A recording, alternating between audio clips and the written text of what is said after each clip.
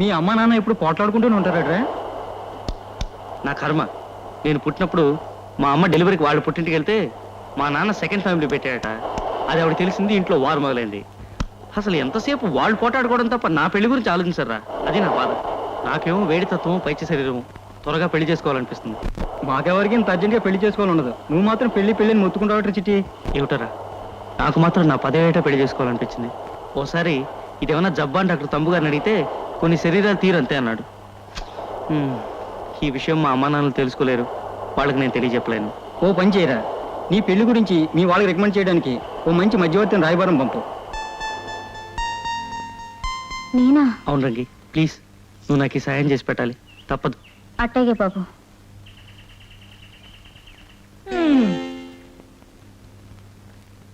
అమ్మగారు, ఏమిటి? దెమ్మసారి ముదిరినా బెండకాయ ముదిరినా పనికిరాదంటారు కదా అమ్మగారు. ఇప్పుడు బెండకాయలు గోలెందుకే? బెండకాయల గోల కాదమ్మగారు, దెమ్మసారి గోల. అబ్బాయి గారి వయసు ఆవాల ధరలా ఇట్టే పెరిగిపోతాంది. తొందరగా పెళ్లి చేసేయండి అమ్మా. నీ మొహం, అప్పుడే వాడి పెళ్లి చేయడానికి వాడి వయసు ఎంతనే? నిండా 21 ఏళ్ళు లేవు. అమ్మా, ఏమ్మా మళ్ళా అల్లుడు గారు కోప్పడ్డారా?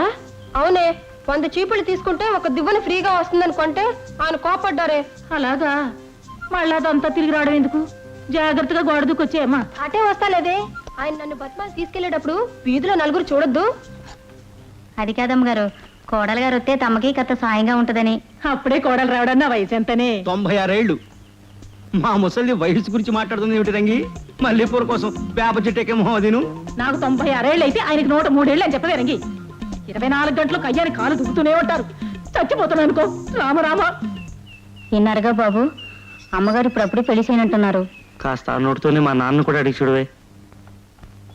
అయ్యగారు, ఏమిటే? ఈ వయసులో ముచ్చట ఆ వయసులో జరగాలి కదండి అయ్యా. మరే అందుకే అచ్చట ముచ్చట లేకుండా అయిపోయింది నా బతుకు. చూసేయ్, ఆ దెయ్యానికి విడాకులు ఇచ్చేసి నేను పెళ్లి చేసుకునేవిటే? మీ ఆవిడ కంటే మీ పని మనిషే బాగుంటుందని ఊళ్ళో అందరూ అంటుంటారు కూడాను. చేసుకోండి. మగబుద్ధి ఎక్కడ పోతుంది? 16 ఏళ్ల పెళ్లి ఎదురొస్తే పాడి మీద శవం కూడా బిర్ర బిర్చి నిలబడుతుంది. చేసుకోండి. నేను చెప్పేది మన బాబు గారి పెళ్లి గురించండి అయ్యా. బియ్యే 2వ ఏడాది 2 సార్లు డింకీలు కొట్టిన కుంకకి 10 రూపాయల కంటే కట్నం ఎవ్వరు ఇవ్వరే రంగి. పెరుగులు నీ వేసుకు తినేవాడు మొహవాడును. ఏమిటా అల్లుడు, మళ్ళీ మీ ఆవిడ వచ్చేసిందా? వచ్చేసిందండి. మీ అమ్మాయి పేరు ఉత్తర, నా పేరు దక్షిణామూర్తి అవడం నా ప్రాణానికి వచ్చింది. ఉత్తర దక్షిణాలు అయిపోయాం ఇద్దరం. ఉత్తరా మా వాడికి డిగ్రీ ఉంటే ఎక్కువ కట్నం వస్తుంది, హోదా పెరుగుతుంది.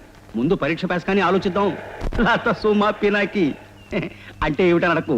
ఆ మాట కూడా నీలాగా అందంగా ఉంది కదని వాడారు. అయ్యగారు ఒప్పుకోలేదు బాబు. ఏం చేయమంటావు మరి? నేనేం చెప్పగలను బాబు, ఇక తమకు ఆ అమ్మోరే దిక్కు.